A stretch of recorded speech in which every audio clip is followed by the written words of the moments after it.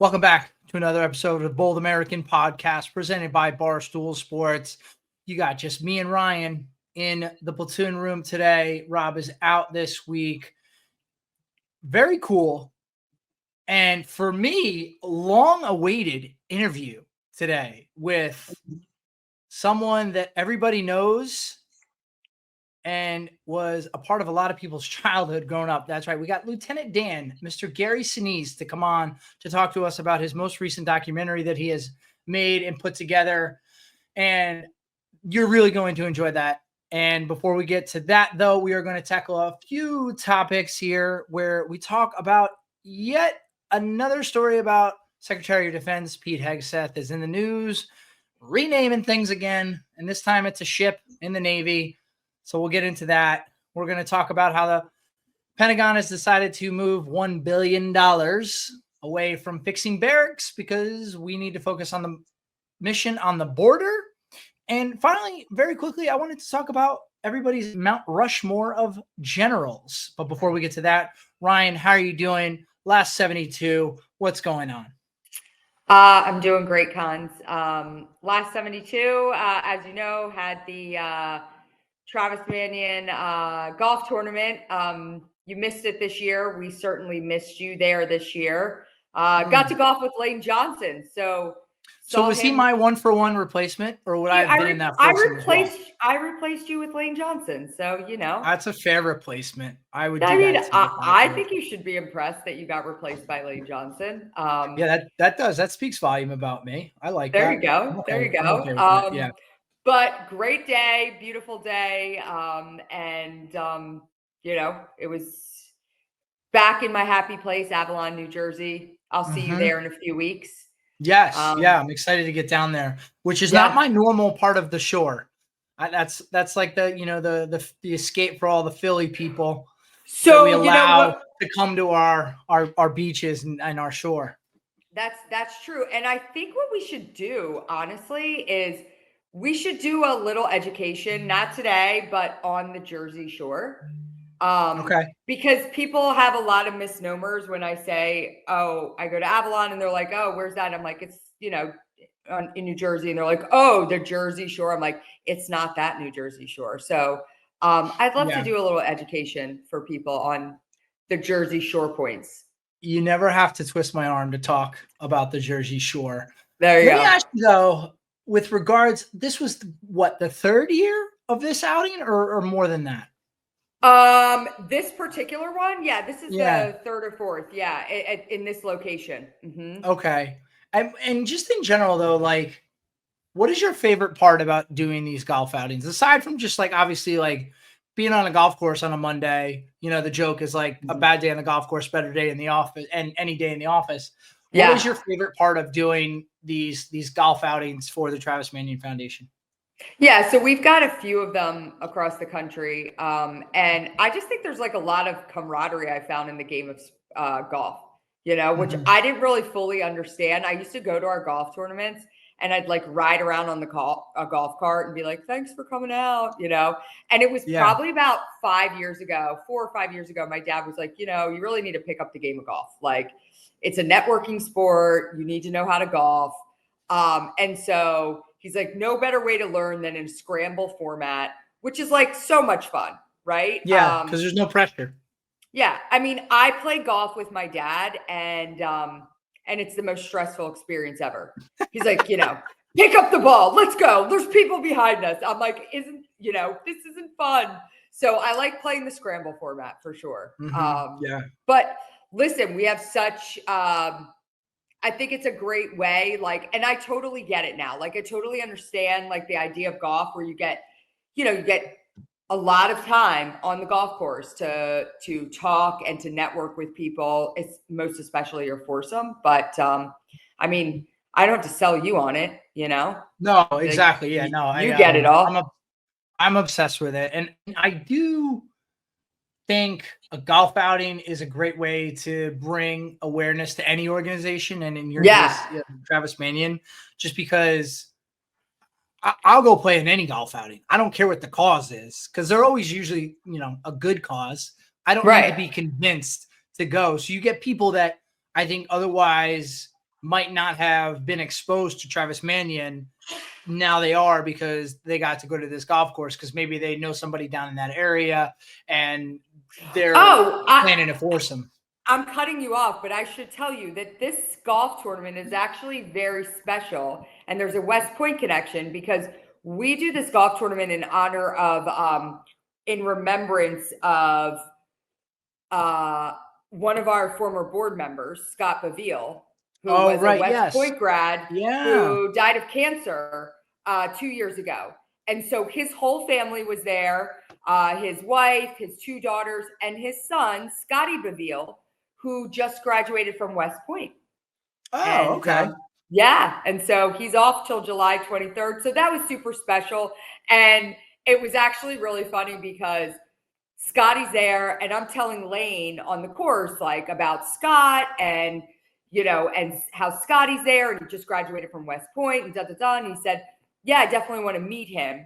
And so after we're at the dinner portion, and I say to Scotty's mom, hey, go grab Scott. I want to introduce him to Lane Johnson. So she goes over and she says to, you know, her son, like, oh, Ryan has someone she wants you to meet, one of her friends. So he comes over, and it's friggin' Lane Johnson, and he's huge and massive human. Yeah. And so Carolyn, his mom, tells me after the fact, they talked, they took a picture, whatever. And Carolyn says to me, yeah, so Scotty's like, Mom, you could have given me a freaking heads up. You said I want to introduce you to one of Ryan's friends. Like, it's freaking Lane Johnson, you know? And she was like, I didn't know. I just saw this big dude. And I was like, oh, come meet. So that was kind of funny. Yeah. No, that's good. I think it's seriously just an awesome way to raise money, to raise awareness, and just get a lot of people involved in a singular day. So I'm glad to hear that it went well despite my absence. And I plan on being back in attendance next year. For sure. Yep. What about you though? You had well, so since we last chatted, you know, we celebrated my dad's life, and we had the funeral services. And one thing that was I guess we could say this is cool. So one of the things that my dad requested for his funeral was he wanted a bagpiper. And I think that's a fairly common thing to have a bagpiper. And so we were at the funeral home, and my mom mentioned that she wanted to have a bagpiper. So the funeral home said, like, oh, well, we can get somebody and we can hire someone. I said, no. One of my very, very dear friends and classmates is part of the FDNY Pipes and Drums, and he plays the bagpipes and the pipes and drums. He played at my Catholic mass when I got married, and he was more than honored and happy to come down and play for my dad's funeral. And I just thought, that's pretty cool. I don't know how many people can say they have a bagpiper on call and ready to go at all times. I mean, that's a good flex for sure. Yeah. Love that. No, so we did that, and it was a very nice ceremony, and a lot of people came out both to the wake and the funeral, and it's very interesting. And I suspect that you are experiencing this a little bit now as you spend more time with your dad, and in recent years, 10, 15 years, whatever, you've become an adult yourself in a family, and you've gotten to meet your dad's friends. But in the last, we'll say 15 years, as I've met my dad's friends, and even I met some new ones at the funeral and the wake, and hearing stories about your parent that you'd never heard before, and it really humanizes them, right? And you're like, oh, wait a second, they did that? That's interesting, because you always just see your parent as like the authority figure, at least for me, and I think a lot of people probably do, that they're not normal people. They're your parent, and you forget that they had a whole life before you. They had a whole life while you were growing up, and they had a whole life once you left the house. So it was interesting for me to hear those stories. I love that. And the other thing that I saw this one time, and I was like, God, this is so true. And it's like about your parents, like they're doing it for the first time too, right? Like we expect them to be perfect, and like they're the parents, they know what's going on, they should, they're figuring it out too, and now, I mean, I'm sure you feel it as a parent. You're like, I'm just fucking trying to figure it out, So Yeah, I mean, and right hoping now, and you can do the best you can. exactly. And I mean, I guess maybe it's good now, or maybe it's bad now that we have like Google and all these resources available. Cause I think maybe there's almost an overload of information because you could find like contradictory tips on everything. But I asked you both to be thinking about like, what is the biggest parenting challenge you're going through right now? Because right now, like I was late to getting to this recording because I have a nearly 2-year-old. She'll be 2 in 26 days. And we are going through a sleep regression. And that is that's normal. very common. Yeah, very common. But it seems like my daughter has hit like every possible sleep regression. So it's just a challenge because now she's at the age where she can talk. She can tell us no. She can say she doesn't want to go to bed. She can say, like, I want to go downstairs. I want to watch toys. I want something to eat. All of these things. And it's 8:00 at night. And we're like, no, like, you have to go to bed. And you can't argue with them because they're not old enough to be reasoned with. So you got to like, I don't know, trick them. So that's what I'm dealing with right now. I'm dealing with a toddler that is full of life and personality and the sweetest girl imaginable until the clock hits like 7:45, 8:00. And then she becomes this little ball of fury that we can only hope to try to contain and get her to go to sleep. That is really making me pull out what's left of the hair that is on my head right now. So I was just curious, like, no, wait. What? There's no hair left on your head. What do you mean? I mean, you could see these little things. Like I could pull all this out.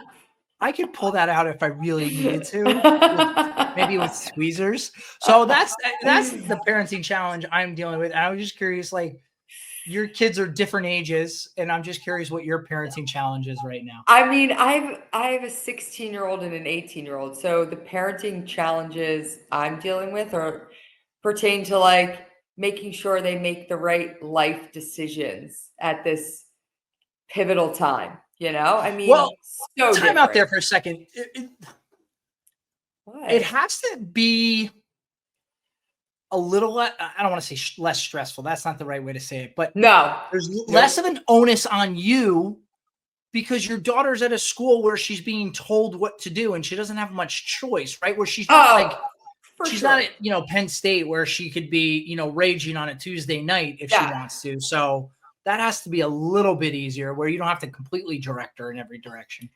Yeah, absolutely. But I think at this stage, I think there's a lot more, if I could say, and Travis is different, he's 11, but like for like teenagers, I think there's a lot more like worry.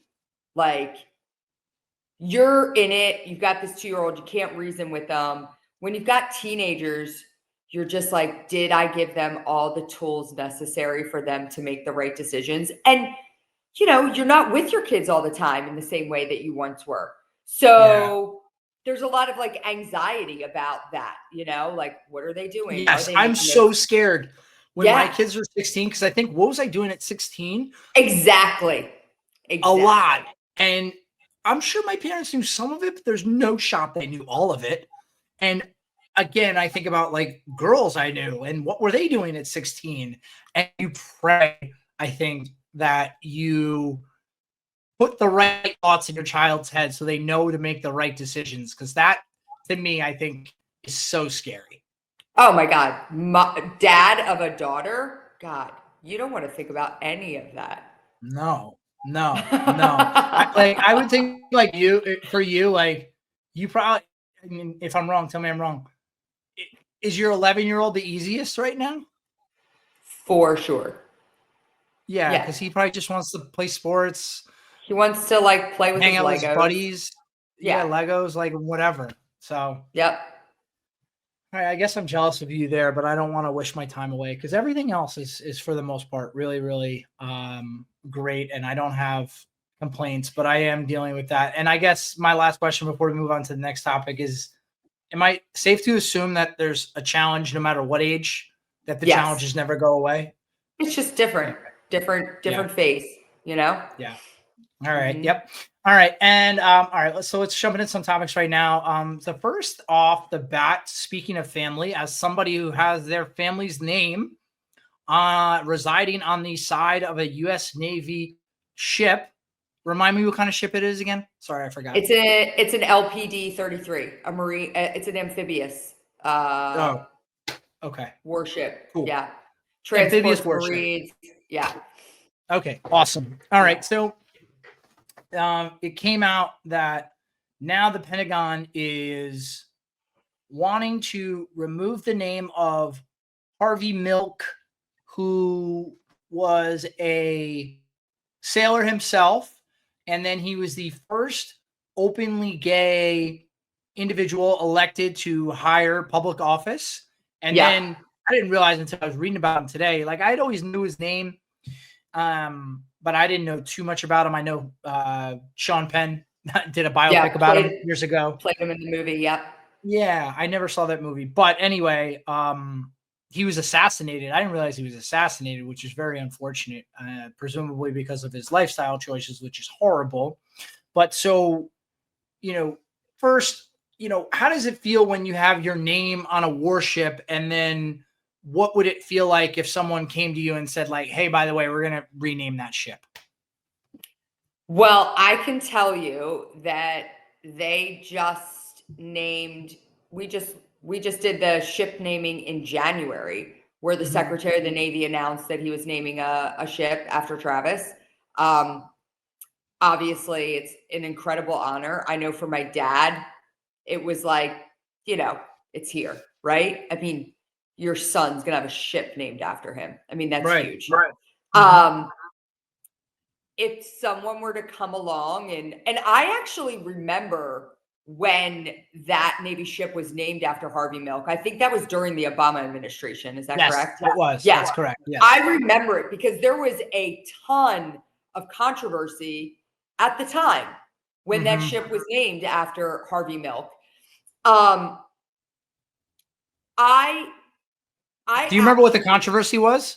Is it because of his lifestyle? Yeah, and he was a super polarized. I don't know that it was like because he's gay. I don't think it was like, oh, he's gay, they shouldn't. But like, right, he was a hot button. Like he definitely pushed the needle. And here's what I think. I think when we start to play this game of rewriting history, we run a really slippery slope. Okay. Yes. So it's like, they don't like, this administration doesn't like what Harvey Milk represents and whatever. We're going to rename that ship. And then what happens? Then we have a Democrat administration come in and say, we're going to reinstate the USS Harvey Milk. Like the decision was made. That was that administration's decision. Like you can't just reverse every decision. You see all these like statues that were taken down, all these different bases that are being renamed and names reinstated. Like that decision was made, move on.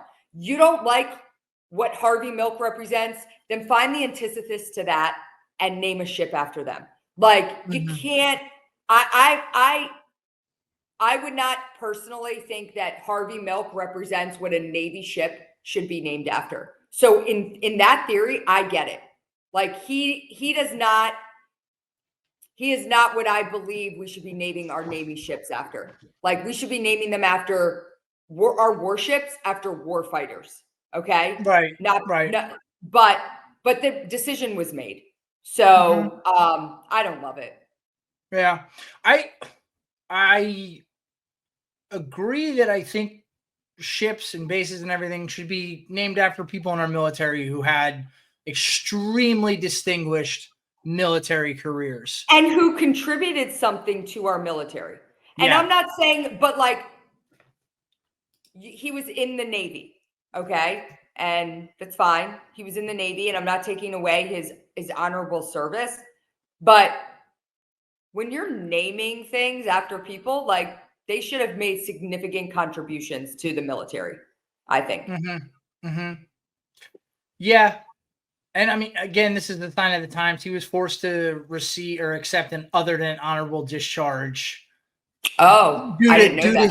Due to his lifestyle. Okay. And so, I mean, there's a lot of, it's wrought with controversy. And then doing more research, there were allegations against things he did in his private life that were not okay. I don't know Right. if they were true or not, but needless to say, like, I'm on your side of things where I just think we could do better things with our time than Yeah. seeing which ships we can rename and bases that we can rename. It just seems like this really performative exercise that doesn't do anything except stir up the hornet's nest of controversy and anger and hate. And that's not making our military any better.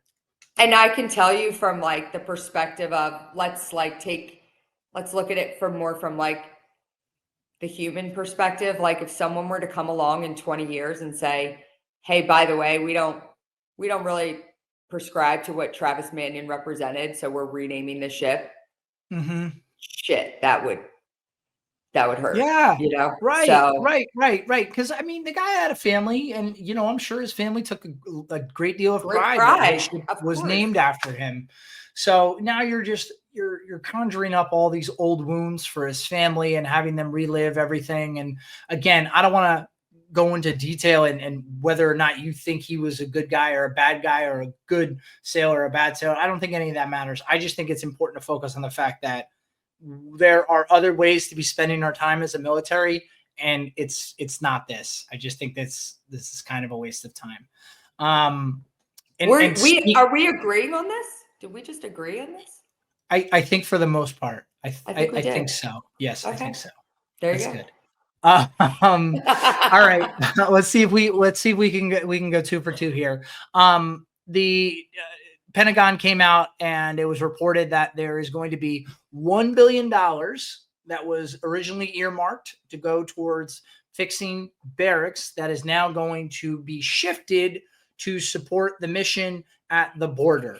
Mm-hmm. How do you feel about taking this money away from fixing barracks and focusing on the border? This is tough because I know that I think we talked about this. Was it last episode about the barracks? I know we talked about this at some point, just, that was a priority, fixing the barracks. And you guys were talking about some of the things that you had seen and how bad the barracks were, military barracks are. And like, listen, talk about like readiness and having a military ready force. Like you got to take care of them, but on the same token, you've got a major crisis at the border.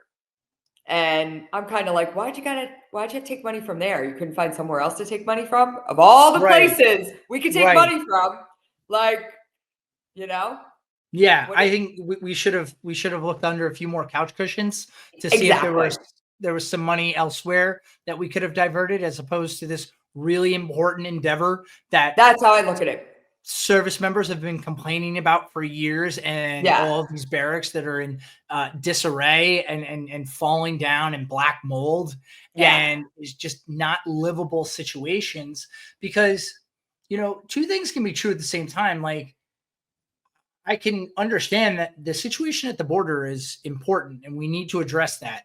Now, should we address that with our active duty component, or should we be addressing that with our reserves or our National Guard in those states that go along the border? That's a different discussion. But the decision was made, hey, we're going to have regular Army units going to the border. Okay, got it. But to your point, if you want to have the greatest fighting force in the world, and you have all these great weapon systems and these cool missiles and the latest technology and all these cool drones, that's all amazing.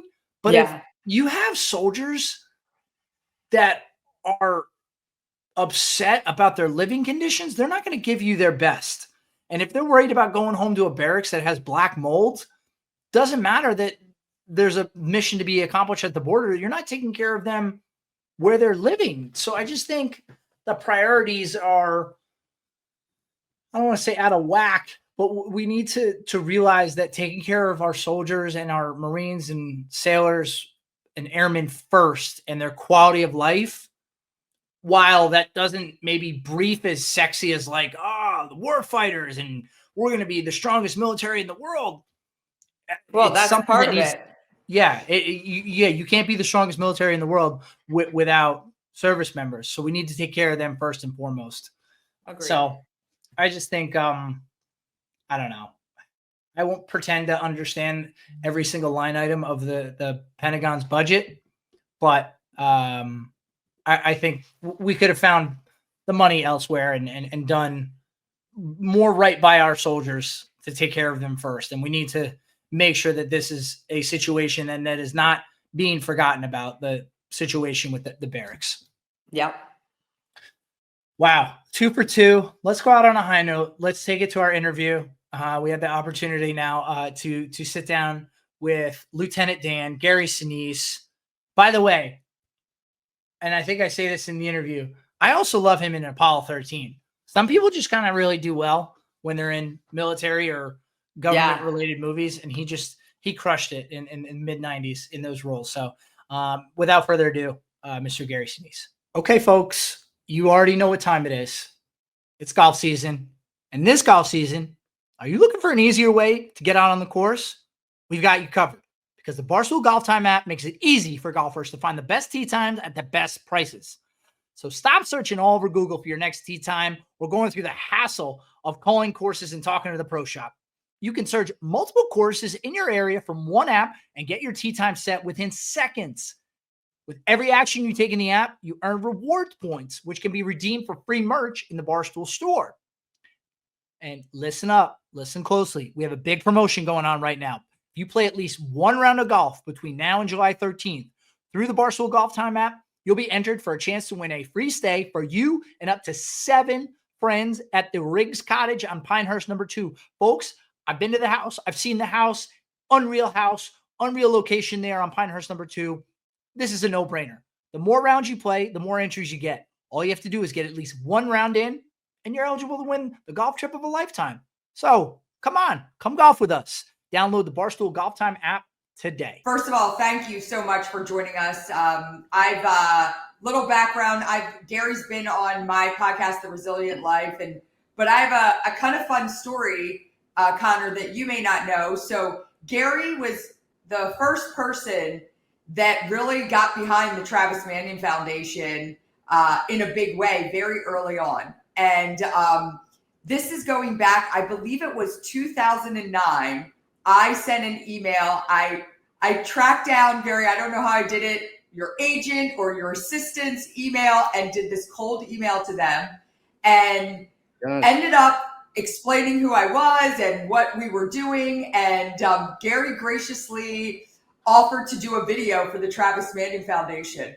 And so I flew out with one guy and a camera to LA, and we filmed a video for TMF on the set of CSI. So wow. That's awesome. And we were like, we have made it. Gary Sinise is talking about our organization, and it was a real big deal. So thank you for that. Oh, I remember that. I was happy to help. Great work you were doing. Yeah. And gosh, here we are so many years later. And I just had the opportunity with Gary. I went down to Nashville for the premiere of Brothers After War. So we talked about this on the show right after I came back, Gary. We talked about Brothers After War. But this is a project, 20 years in the making, essentially. Well, Brothers, gosh, it's just a never-ending project. Yes, it just goes on. Jake made this movie, I think, Brothers at War, back when I first met Jake. I think it was probably 2007 or so, and he had a rough cut of a documentary that he was working on about his brothers going to Iraq, and military life and family life and all of that. And I saw it. A buddy of mine introduced me to Jake and encouraged me to see it. I invited Jake over to the studio. We had a little screening room over at the studio where I was shooting CSI New York. and him and his producing partner, Norman Powell, came, and I watched the movie, and I was very taken by it. And at that time, this is, I was very, very active at that time with going on USO tours and seeing, helping military charities and, going to the hospitals, all these different things, and trying to actually use my public platform, because I had a television series. I was on television every week. I could kind of use that platform to shine a spotlight on the men and women that were serving our country and what was going on. Things were tough, in Iraq in those days, and with Afghanistan, people were getting hurt, and all too well, right? And I felt my heart was broken for all our families. So I was trying to sort of bridge the gap, use my thing to talk about what our military was doing, kind of help people that didn't really have a personal connection or anything like that with our military, help them understand a little bit more what our service members were going through, what their families were going through. And then along comes this documentary that speaks very, very clearly to military life. People serving overseas, what's it like for the spouses back home, the families, the kids, all these different things. What's it doing to the family? And it really spoke to that experience, a lot of what I was actually trying to help people understand. So I jumped on board and got involved as executive producer to help Jake get the word out, get the movie done. We started holding screenings. He was able to, get Samuel Goldwyn behind the movie. And then we started opening in theaters. And for a documentary at that time, it did very, very well. I mean, it was in theaters. We decided to open it in military communities, like Columbus, Georgia, and, Fayetteville. And, we were opening it in communities that had large veteran populations, big active duty presence.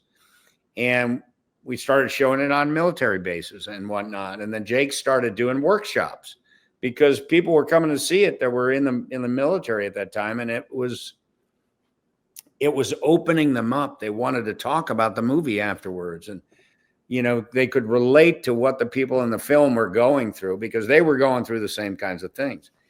And so Jake developed a whole workshop platform about it. That was ongoing. I mean, for years now, he's been doing those workshops with Brothers at War. And then a while later, just to kind of sum up and get us to Brothers After War here, we were talking because we were starting to fund the workshops for Brothers at War through my foundation. And I said, at one point we were talking and we were wondering, I asked him, what are the people in the first movie? What are they doing now? Are they still in the service? Are they out of the service? This is a good 10 years later. And Jake had stayed in touch with some of them, but some of them he hadn't. And so I gave him a little money to go find out what was going on with everybody. And I mean, he couldn't find out what was going on with everybody, but we got enough on film to show us that, hey, there's another movie here. There's a follow-up film here about, Brothers at War is military life, active duty military life, right? Brothers After War was going to be transitioning out of the service. What are you doing now? How did you make it through your transition? What are the difficulties? And how are you dealing with things post-service? And that's what Brothers After War is about. And so we intend to do workshops with that one. And we're doing them, now, and we're getting the movie out. And now it's available digitally. You can go download the movie and you can see it. So a lot more people are going to see it now that it's available, to watch on your computer. I thought it was so well done, Gary. And, I also thought it was so representative of where our service members who take off the uniform are after war, because it wasn't cookie cutter. Some of them were doing great and some of them were doing not so great. And I thought it just did a really good job of kind of representing this post 9/11 generation and the different challenges that they go through when they take off the uniform. So it was very well done. Great. And I'm glad to hear you say that. We were fortunate, of course, because we had the first movie. Yeah. And we could look at these service members, these Marines and soldiers over in the battlefield, in Iraq, what they were doing. We could show what they were doing over there and the challenges that they faced and people they lost that were close to them and all these different things. And then some of them coming home and trying to get acquainted with their little babies who don't know who they are and all these things. And we had all that footage. We had this wonderful movie to kind of give us, to show us what it was like then, and here's what it's like now. And it made so much sense to go back and revisit and see what everybody was doing.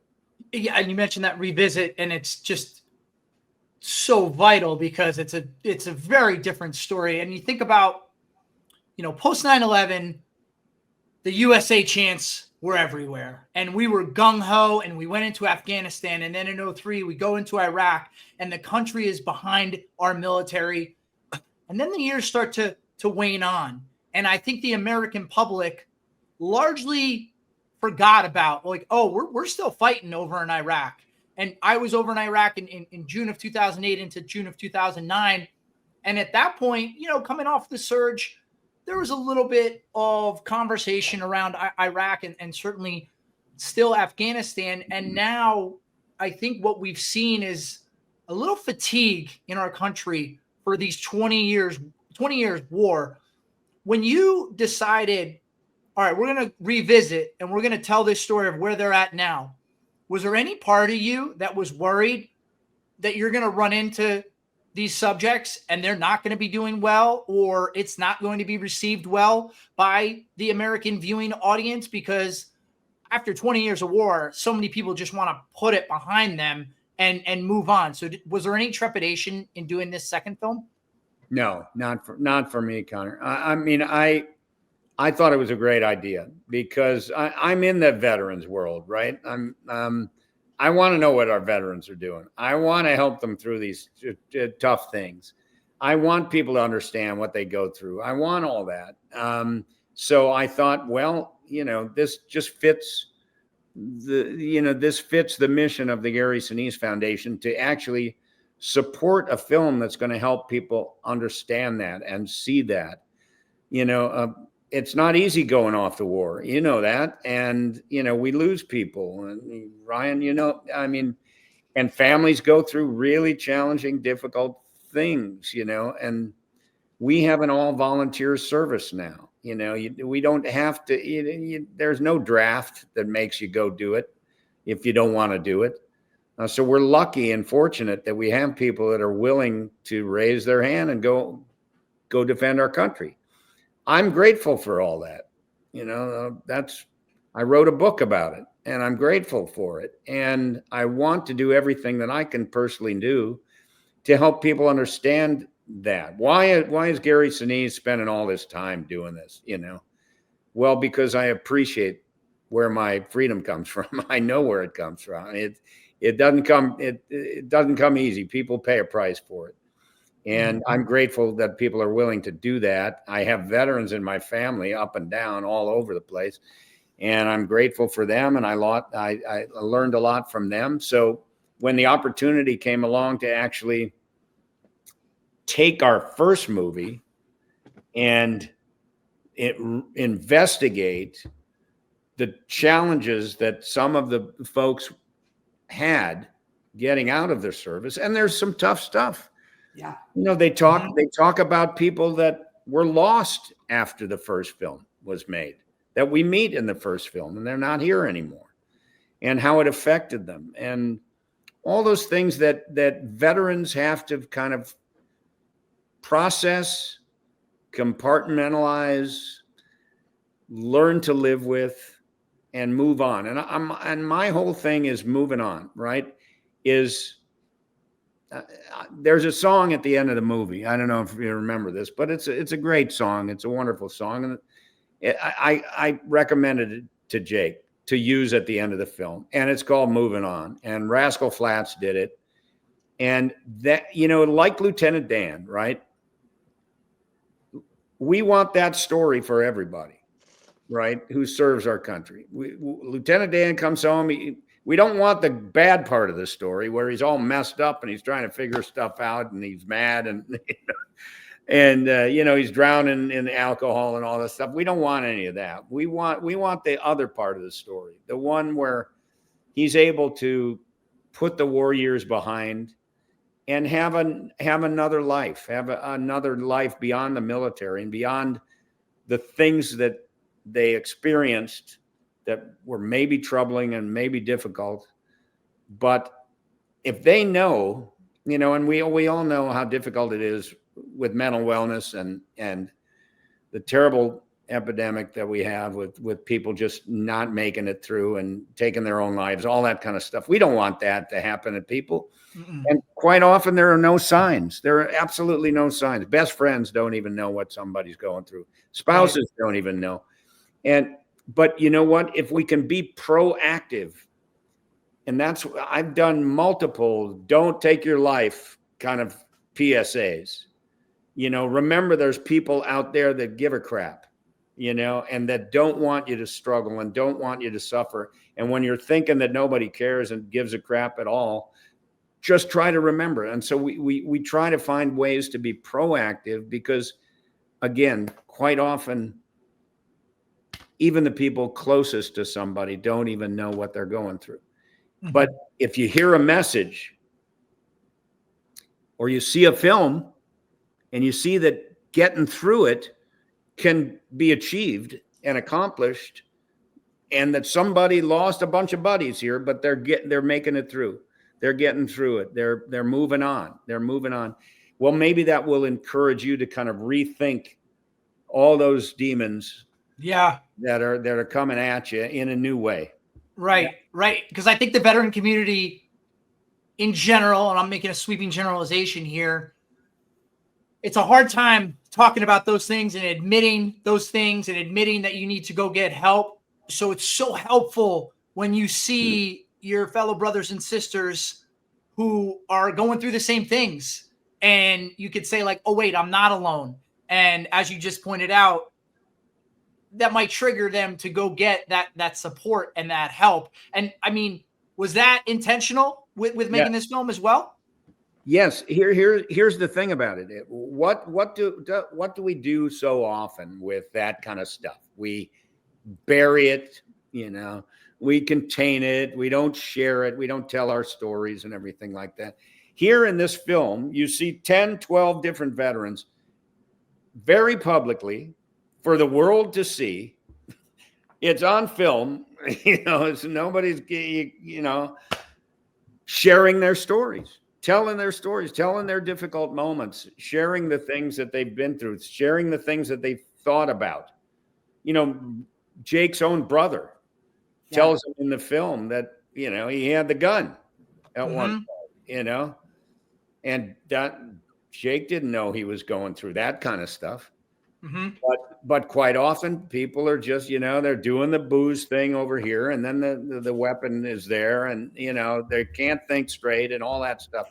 We don't want them to do any of that.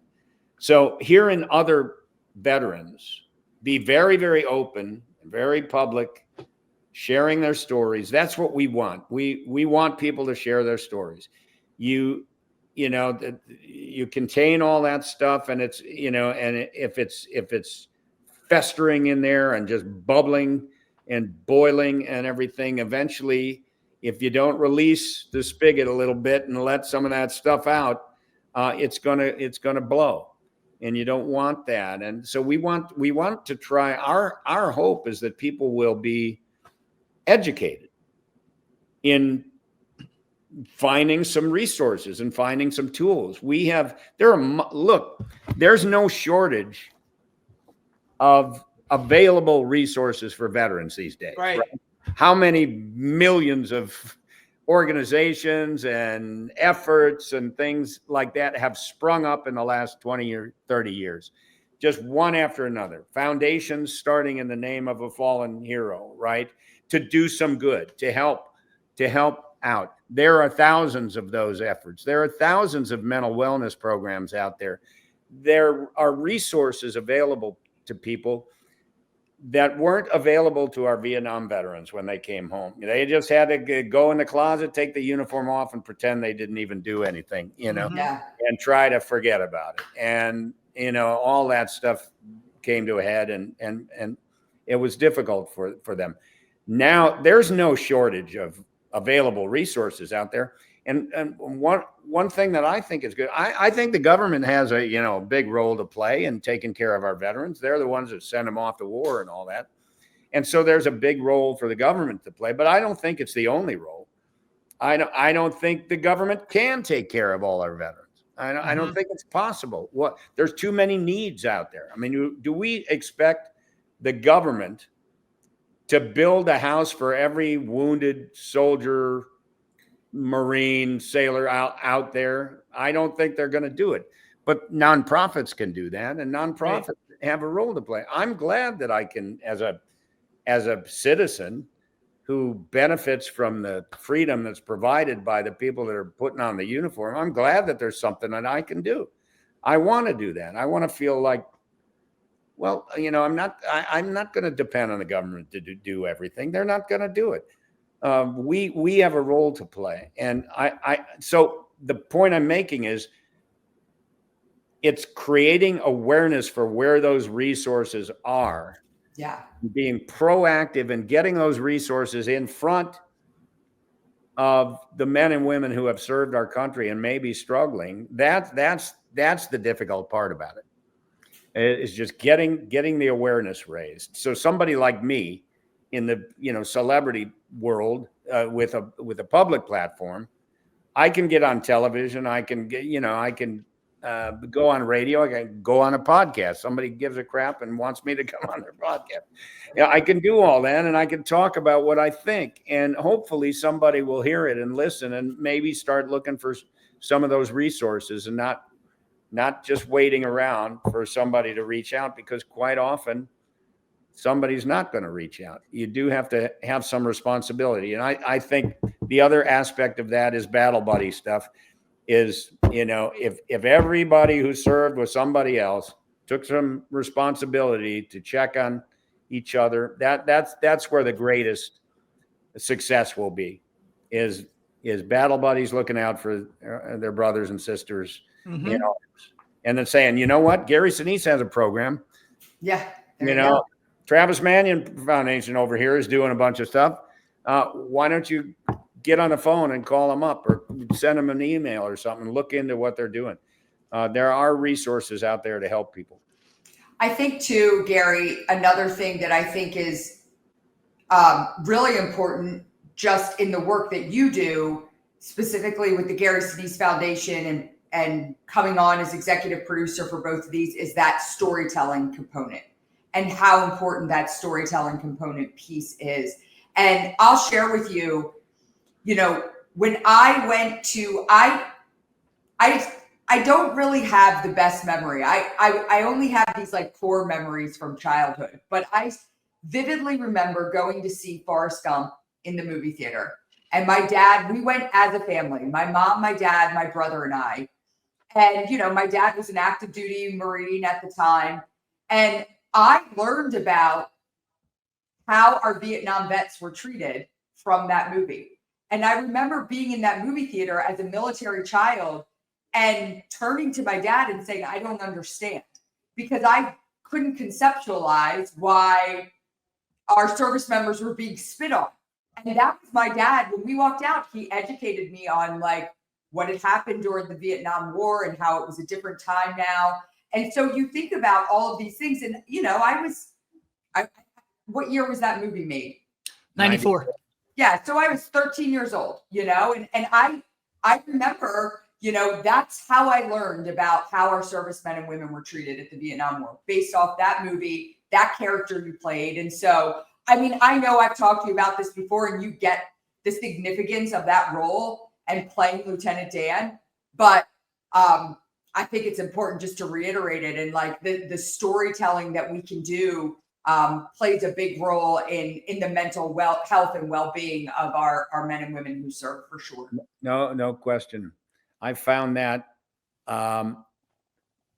almost immediately when I started visiting the hospitals, this is over 20 years ago.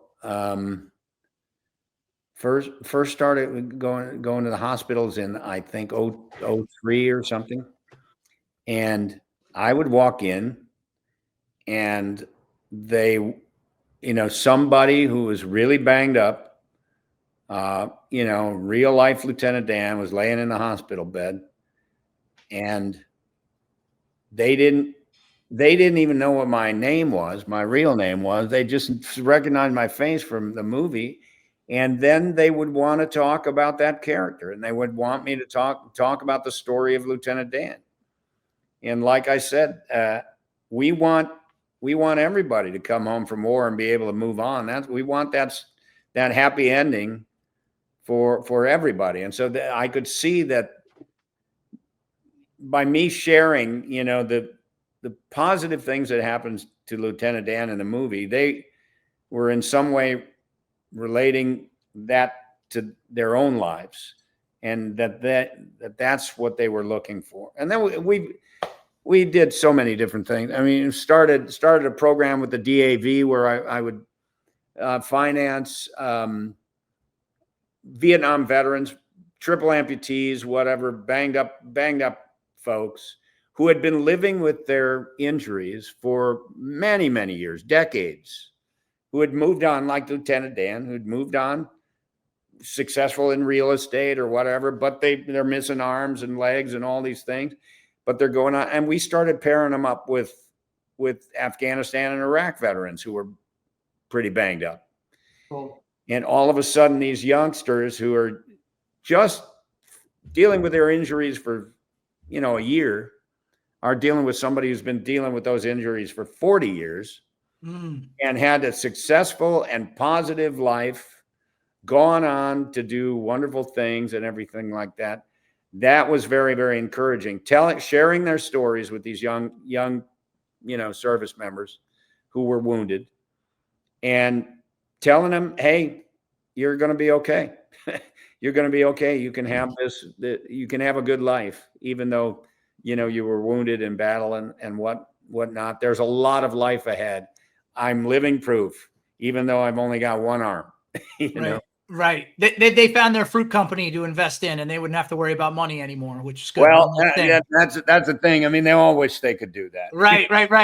I'm curious. So, like, to just, take a step back with Lieutenant Dan, and I'm curious about your process going into that role. Now, I was in 4th grade when that movie came out. I distinctly remember it and watched it growing up. And then you watch it later in life, and then as a veteran, through a much different lens, and you realize, well, okay, Lieutenant Dan was dealing with severe PTS, and obviously, as we all know, found his solace in alcohol, and then had his come to Jesus moment and turned his life around. What was your process in researching for that role, and how you wanted to play it both in the military component of being in Vietnam and combat, and then the severe PTS portion of the movie? Because to me, it felt extremely real. And you mentioned having a lot of veterans in your family, but I'm just curious what your acting process was in preparing for that role. Yeah, well, there's two stories going on there with that character, right? There's the military guy who's humping the boonies and, he's telling everybody to shut up. And, I mean, yeah, he's the guy you want to lead the platoon, right? Yeah. Hard charger. Yeah. He's a hard charger, and you follow him, and that was Lieutenant Dan. He wanted to be a general, that's the way I saw it. He wanted a long military career. And me, I recently spoke at VMI, and I shared a story that kind of in my own personal backstory for Lieutenant Dan was that he went to that school. Okay. And he came out of that school, and he chose military life after that school, right? You can go to VMI and you can do that whole thing, and then you can go into business or whatever you want. But, about half of them go off into the military and have a military career. And that was to me, Lieutenant Dan. He wanted to have a military career. He wanted to be a general, and he just wanted to rise the ranks, or he was going to give his life, right, in battle, like all his relatives, that we see in those scenes, right? But he never once considered what actually happened to him was that he would be wounded and disabled, and have that part of his life taken away. So you got the military guy, and I prepared for that by thinking about my brother-in-law, who was a West Pointer, Vietnam, 2-tour Vietnam veteran, really great leader, superb leader. I mean, this is a guy, my son is named after him. His name is Boyd McCanna Harris. Everybody called him Mac, short for McCanna, and everybody called him Mac. And Mac was a 2-tour Vietnam veteran, went as a lieutenant, as a platoon leader, and then went back as a captain, a company commander, and then taught at West Point as a major. He was a TAC officer for some of our great generals who went on to get 4 stars, and Mac was their teacher. And he unfortunately died in 1983, but of cancer. But I always kind of pictured Mac he was unlike anybody I'd ever met. I was a theater kid dating his sister, crazy hair, torn up jeans. And then Mac came to see our plays in his uniform. It was like I had never met anybody like that before. Spit shine, really just, straight up strong, great leader.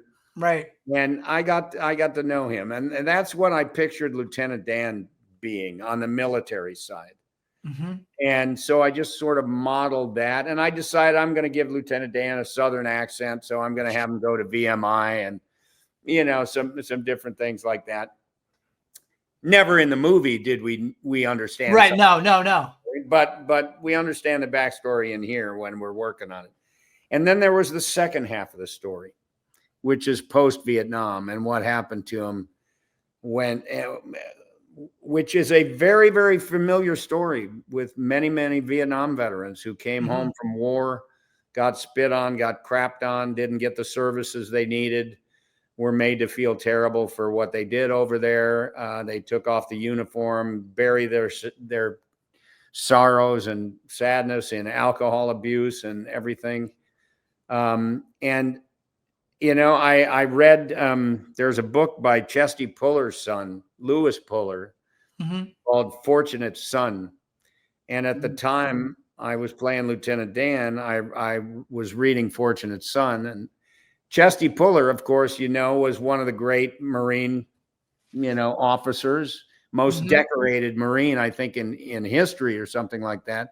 And he had a son who got blown all to hell in Vietnam. And he lost his legs and an arm. He drowned himself in alcohol abuse, but he also, went to school and got like a legal degree and, was doing all right. And he wrote a very powerful book about being wounded and what it was like for his dad to come in and look at him in the hospital bed for the first time, missing his legs, and how he'd never really seen his dad cry, but here's Chesty standing over his wounded son, it's very powerful. Unfortunately, before the movie came out, Lewis took his own life. And I really was thinking a lot about him when I was making the movie and what it was like for him to come home from war wounded like that. And certainly, I wanted that story of Lieutenant Dan, the successful part of the story, to be his story, but it wasn't. And there's so many others that wasn't their story. But on the other hand, we really hadn't seen that Vietnam story in movies up until Lieutenant Dan, right? What happens to Lieutenant Dan? It's a happy ending. He's wealthy, Yeah. he's married, he shows up in a limousine to the wedding. Yeah, right. Got a lot of bucks because he invested wisely, all these things. And it's a very successful story. And of course, there were a lot of very successful stories coming home from Vietnam. Just look at Fred Smith, for example. Fred Smith, the founder of FedEx, right? Yeah, sure. I asked Fred, well, where did you get the idea to do that? And he said, just everything from the military. The military knows how to transport shit really quickly, Yeah. on big planes and trucks. Mm-hmm.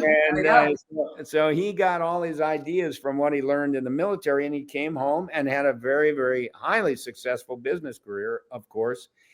And we hadn't really seen the story of a Vietnam veteran succeeding, in life. If you look at the movies that came out at the end of the 70s and into the 80s, you've got The Deer Hunter, you've got Coming Home, you've got Apocalypse Now, you've got Platoon, you've got Casualties of War, In Country. There's a bunch of movies that came out, and the Vietnam veterans at the end of the film, you just wondered if they were going to be okay. You just had a lot of questions, right? Yeah. At the end of Forrest Gump, Lieutenant Dan's okay. He's doing good. Right. We hadn't seen that story yet. So I looked at, the two parts, the military guy and the wounded soldier guy, and just, got to know some wounded Vietnam veterans, and, spent a little time at the VA, dealing with some people that were going through some severe post-traumatic stress and all of that.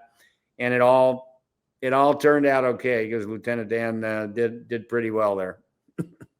Yeah. That's And awesome. I mean, go ahead. go ahead, Ryan. Well, I was just saying, go ahead. I was just going to say, I think that telling those stories, and we talk about this a lot within the veteran space, Gary, there are catastrophically wounded veterans that need our help.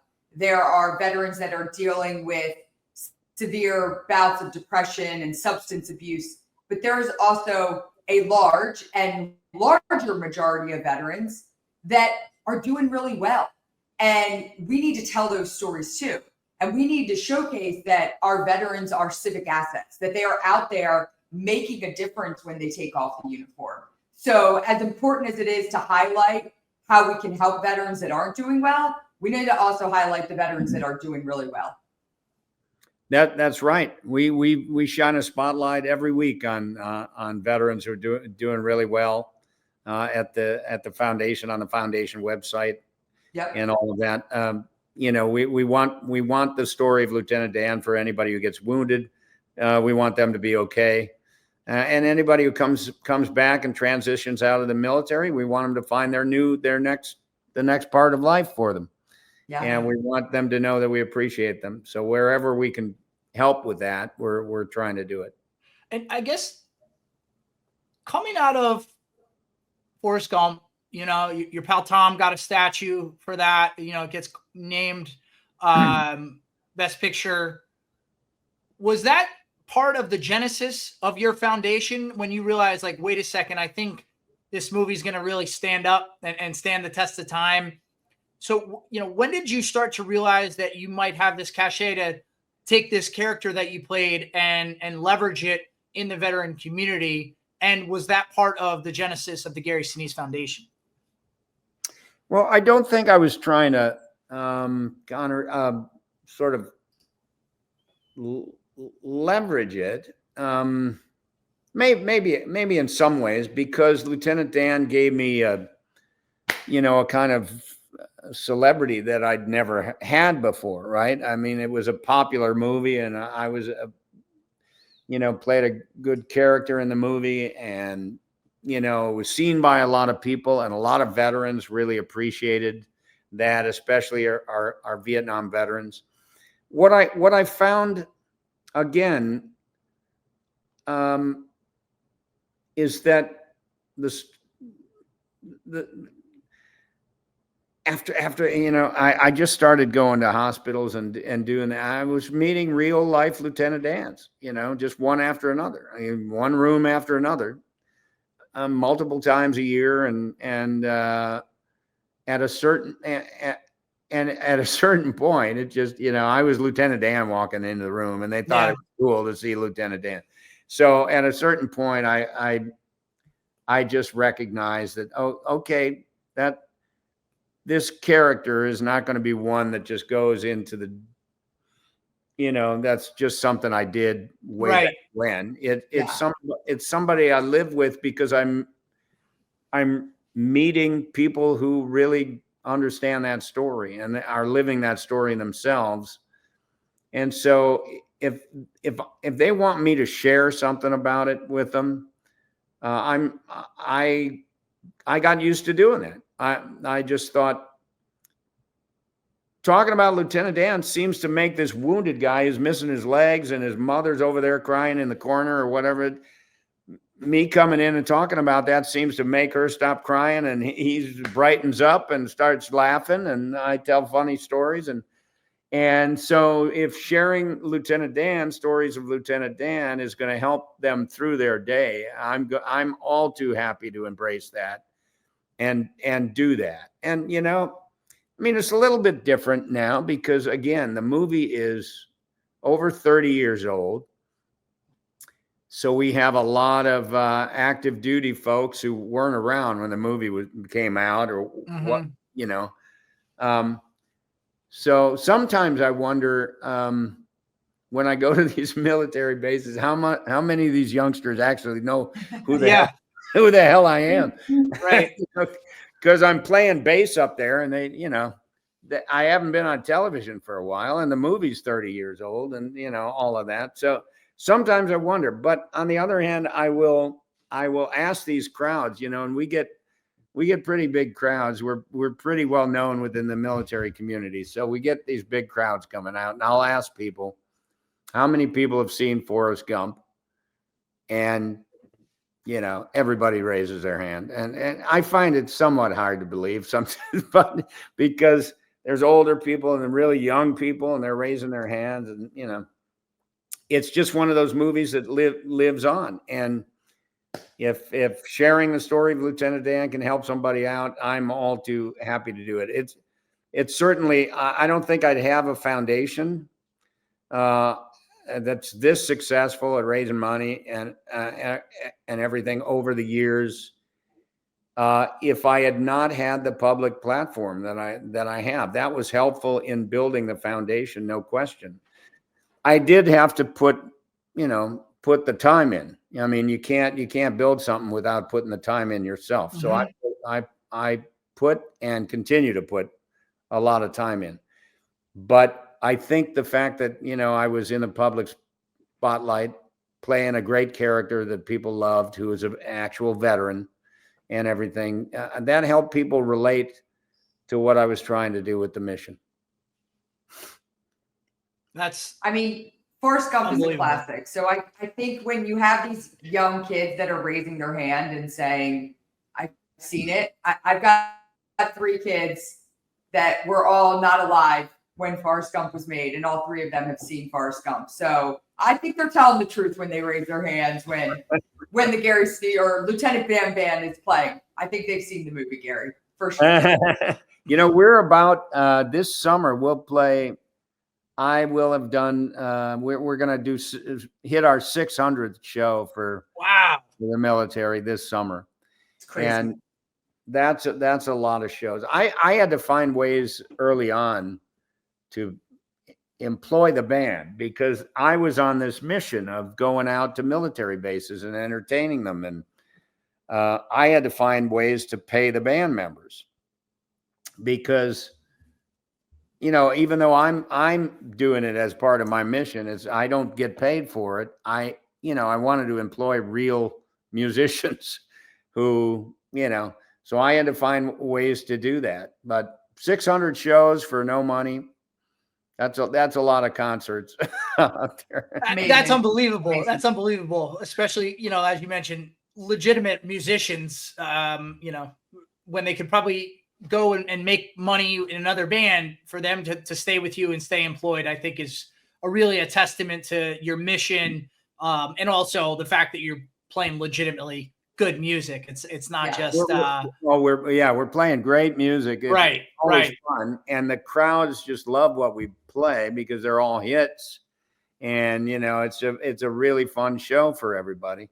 But again, everybody in my band, that's how they make their living. I don't make my living playing the bass. That's something I pick up when I go to a military base. I've made my living as an actor, and that's how,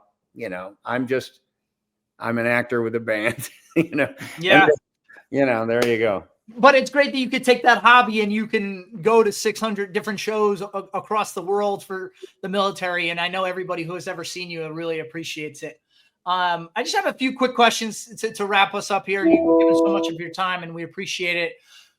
You mentioned Forrest Gump being over 30 years old, Lieutenant Dan being part of the lexicon now in our country's zeitgeist.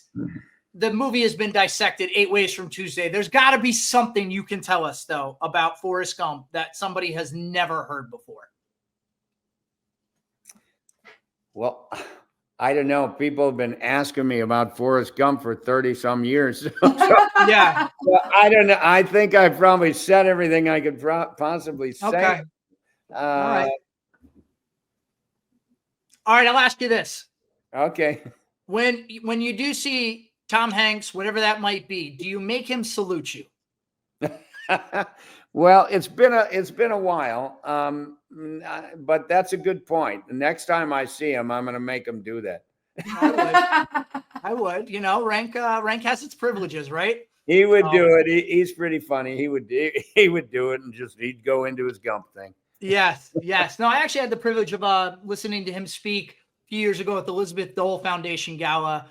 He's involved with her foundation and taking care of veteran caregivers, which is such a noble undertaking. So it's awesome to see that he's continued that as well. In terms of the Gary Sinise Foundation, where you're going from here, what do you aim to do in the next year, 5 years, 10 years? What do you hope to achieve with the Gary Sinise Foundation?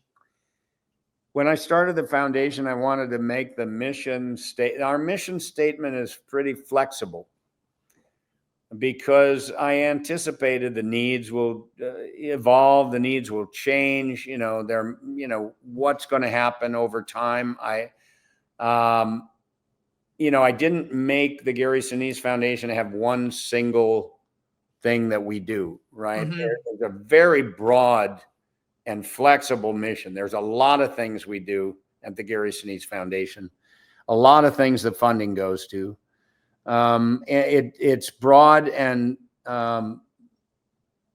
because that's what I was doing before I had the foundation. I was supporting a lot of different organizations. When you came to the CSI set, I didn't have a foundation back then. I don't think that was probably, when was that, Ryan? I think that was like 2009.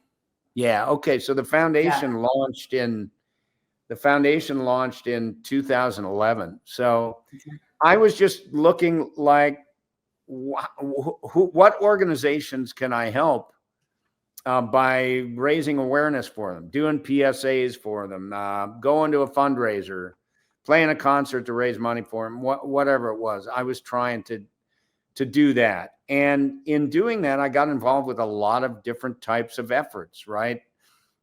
Supporting our wounded in various ways, building houses,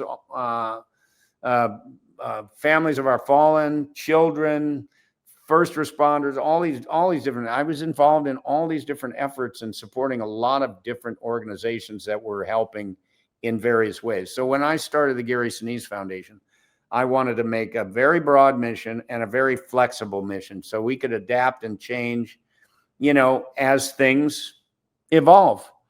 And so we'll continue to do that. My hope is that the time I have will be spent in solidifying and standing up something that can continue to support our defenders and their families for many, many years to come. Whether I'm able to continue thumping a bass or going to the hospitals or whatever it is, I will have a great team out there that will continue to operate as I would want them to, and deliver the goods in the way that I would be delivering them myself if I could. So I want this to go on. I hope my family members continue it. I hope I hope we can build it strong enough that the American people will recognize it as a worthy and trustworthy brand to support, because we do good to help people. Well, I think that's already been accomplished, Gary. Yeah. Gary Sinise Foundation is, best in the business. And, we've been privileged to partner with you over the years. So I think you've already accomplished that mission, but it's great to see the role that you guys play in this space. So thank you for that. Thank you. Thank you. And as a veteran, Gary, I can't thank you enough, because, I can't think of anyone from the entertainment industry who has done more for our community than you have, and that you continue to do. And the fact that you took that upon yourself to do everything that you've done for the last multiple decades is greatly appreciated. And I know you know this, but you've helped more people than you have ever met before in your life. And we are very grateful for that. So thank you very much for your foundation, your entire body of work that continues to entertain us. When I see Apollo 13 or Forrest Gump on TNT on a Saturday afternoon, I always make sure to stop and watch among all of your other credits. Thank you very much. And the last thing I will leave you with, in my research, I noticed you have an honorary degree from the United States Naval Academy. And I wanted to know if you would because I have a little bit of influence at the more prestigious of the military academies. You mentioned West Point. If you'd like me to put the ball in motion to get you an honorary degree from West Point, so you can have that as well, if you'd like me to do that for you. Look, I'm not going to say anything about it, but I will say this, I have that is a great place to visit. I've been there many, many times before.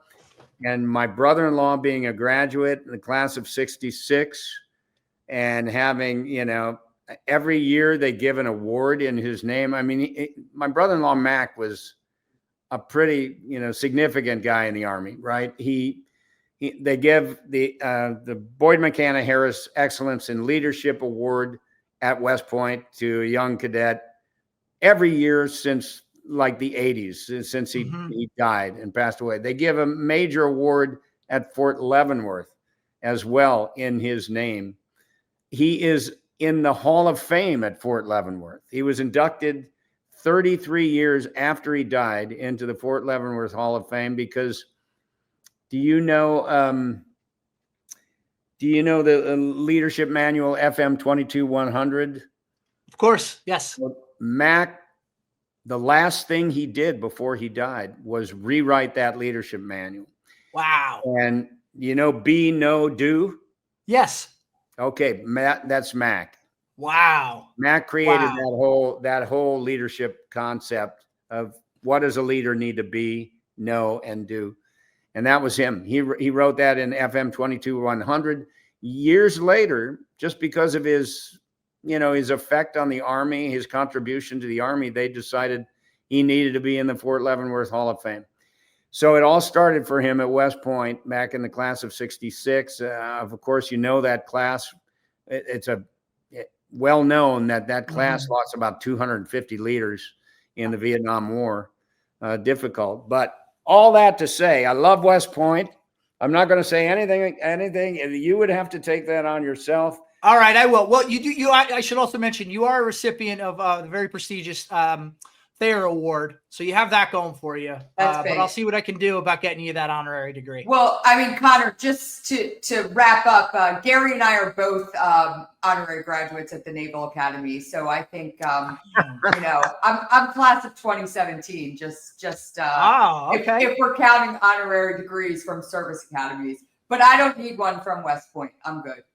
All right. Well, Gary, I'll do you one better. I'll get you the one of these diplomas with your name on it. I'll see what I can do. I never went to college, so I barely have a diploma from high school, so that's Well, you did all right for yourself, I would say. Yeah. Thank you so much for having me today. Yes. It's great to talk to you both. I really appreciate it. Thanks, All right. Gary. Well, the documentary is Brothers After War, and make sure you go watch Brothers at War first if you haven't seen that as well. Mr. Gary Sinise, cannot say thank you enough. Appreciate all you've done for our veteran community, what you continue to do, and thank you for joining us today. God bless you. Have a great day.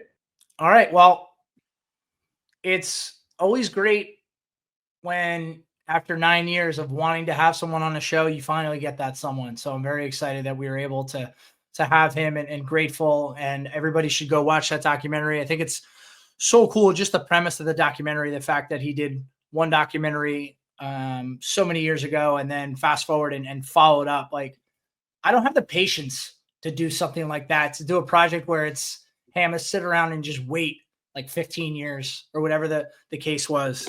And you saw the documentary. I haven't had the opportunity to see it yet. So looking forward to seeing that, especially now that we got to talk to Gary. All right.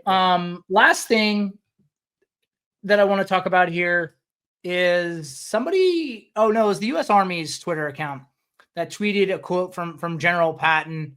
And it just got me thinking, what is your Mount Rushmore of generals? And I guess you can include admirals if you have to. But what is what is your Mount Rushmore of high-ranking military leadership over the course of U.S. history?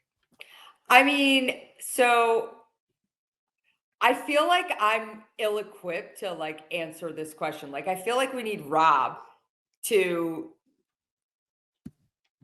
I've got one person and one person only that I put on my Mount Rushmore, and that's General Joseph Dunford, the 19th chairman of the Joint Chiefs, vice chairman of the board at the Travis Manning Foundation, and perhaps one of the greatest, if not the greatest leader I've ever met in my entire life. So I'm not going back in history.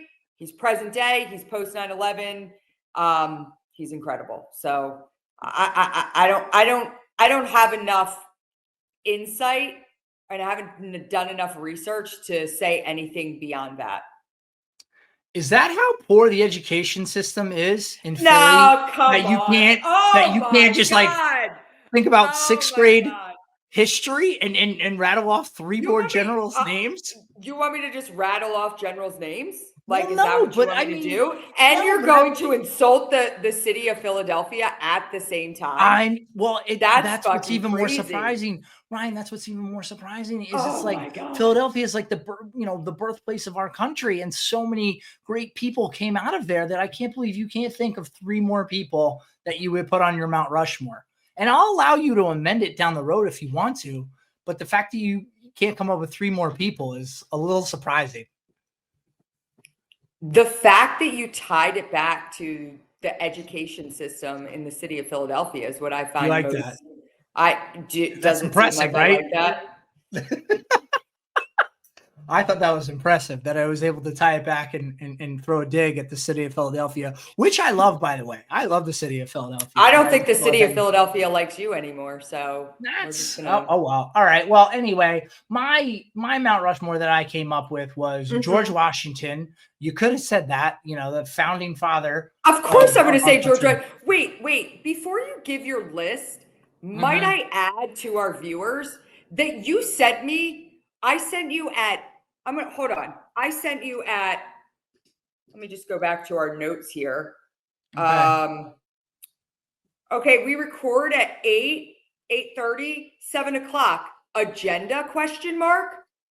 You send back working on it now, and then like less than an hour before we record, you put Mount Rushmore of generals. So you didn't. I thought I said that. Yeah, but I'm pretty sure I said that to you. I said it like days ago in the group chat. Well, I missed the memo. So, but come on, give me your Mount Rushmore. Go ahead. Okay. George Washington. I will like for you to come back and next episode come back with a legitimate Mount Rushmore. But I got George Washington, Ulysses S. Grant, George Patton, and General Eisenhower. That's great. So, All right. I mean, There we there's go. plenty of people that can be mentioned. That's super But- predictable. So Well, whatever, it's not my fault that so many great people came from one institution and changed the face of history, not in just this country, but across the world. what about Stonewall Jackson? I mean, there's a litany of gentlemen that I left off the list that could have been added, but those were my All right. 4 that I felt were the I'm most coming influential. back. I'm coming back next week with the dream team. Okay. All Stay right. tuned. Mhm. Sounds good. All right. Any caveats? Anything we missed? I got nothing. Thank you so much to Gary Sinise, though. Yes. Thank you, Mr. Gary Sinise. That was fantastic. Really enjoyed that. Oh, do you watch, my only caveat that I wanted to bring up, do you watch Your Friends and Neighbors on Apple? No. All right. You need to watch that because we need to be able to talk about that. John Your Hamm, friend- Your Friends and Neighbors, John Hamm, Amanda Peet. It's very good. Okay. I'm on it. All right. Good. Please. Thank you. All right. That's all we got. Take care. Make it a great week.